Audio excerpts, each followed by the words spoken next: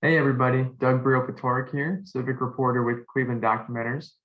In this video, I'm going to show you how to create a thread on Twitter in what I call preview mode.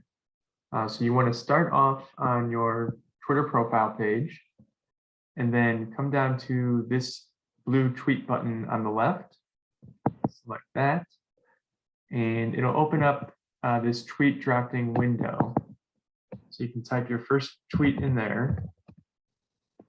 And then rather than hitting this blue tweet button, which would publish it, come over just to the left of that and hit this plus sign, which says add when you hover over it. And that will pull up a draft window for your second tweet. And the key thing for a thread is that every new tweet is a response to the previous tweet. And hitting that button will do that for you.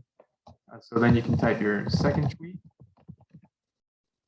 And if you wanted to add another, you just go back to that plus sign button.